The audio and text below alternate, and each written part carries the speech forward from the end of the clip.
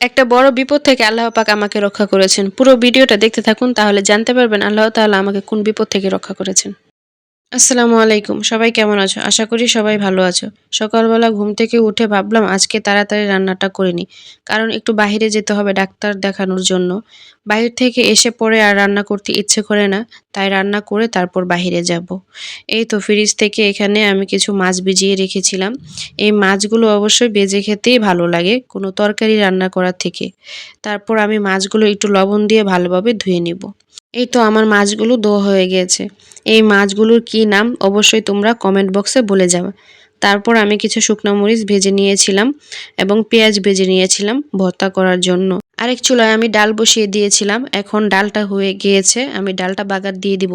ডাল বাগারের জন্য আমি এখানে পেঁয়াজ দিয়েছি এবং রসুন কুচি দিয়েছি।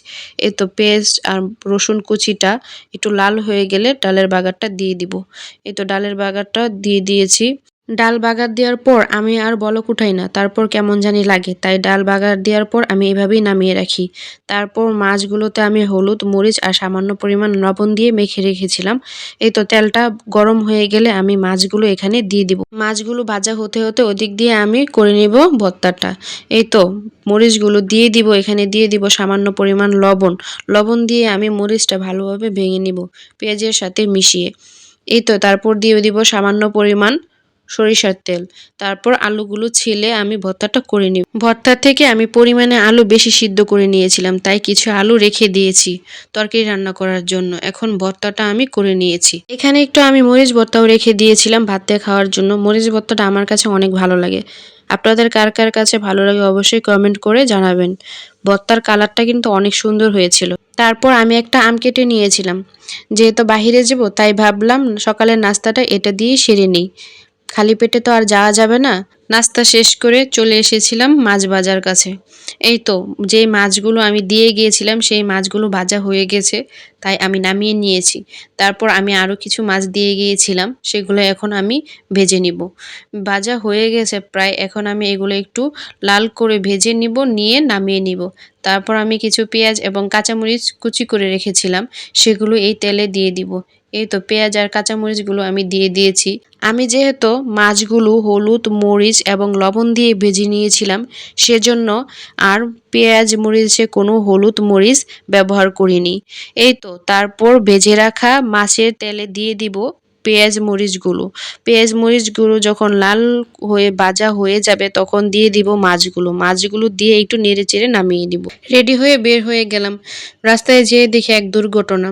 এক রিক্সা চালক এক বাইককে পিছন দিয়ে ধাক্কা দিয়েছে। আমার গাড়ি তো সামনে আছিল, তুমি তো পিছন দিয়ে আসছো।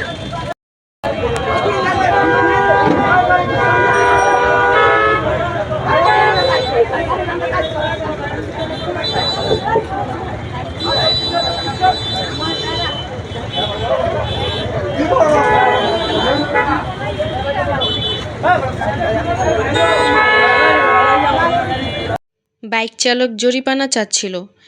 উনি আবার রিক্সা চালককে মারধরও করেছে। সবাই বলতেছিল, ভাই আপনার এটা তেমন কিছু হয়নি, আপনি এটা ঠিক করে নিতে পারবেন। উনি তো নাছোড়বান্দা, উনি মানতে রাজিই হচ্ছিল না। উনি বলতেছেন না, এটা ঠিক করতে ৪-৫ হাজার টাকা লেগে যাবে, এটা কে দিবে, এটা জরিমানা দিতেই হবে। তারপর কি হয়েছে আমি জানি না, আমি চলে এসেছিলাম।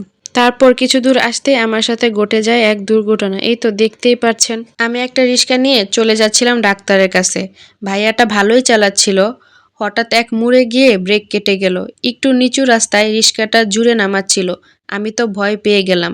ভাইয়া ২ পায়ে মাটি ঠেলে রিক্সা থামানোর চেষ্টা করেছিল। কপাল ভালো সামনে কেউ ছিল না, তা না হলে বড় কিছু ঘটে যেত। আমি তো একদম থমকে গিয়েছিলাম।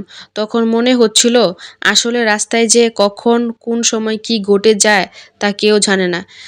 ভালোভাবে বেঁচে ফিরেছি, এটাই অনেক। আল্লাহর কাছে লাখ লাখ শুকরিয়া। তারপর বাকি রাস্তাটা আমি হেঁটেই চলে আসি। হাঁটতে হাঁটতে পানি পিপাসা পেয়েছিল। আজকে বাহিরে অনেক সূর্যের তাপ ছিল। পানি পিপাসা পাবে না কেন বলেন? আজকে বাহিরে অনেক গরম ছিল, তাই একটা 7 আপ কিনে নিয়েছিলাম। তারপর দোকানে চলে আসলাম বাসার জন্য কিছু কেনাকাটা করব। কি কেনাকাটা করেছিস তা থাকবে পরের ভিডিওতে।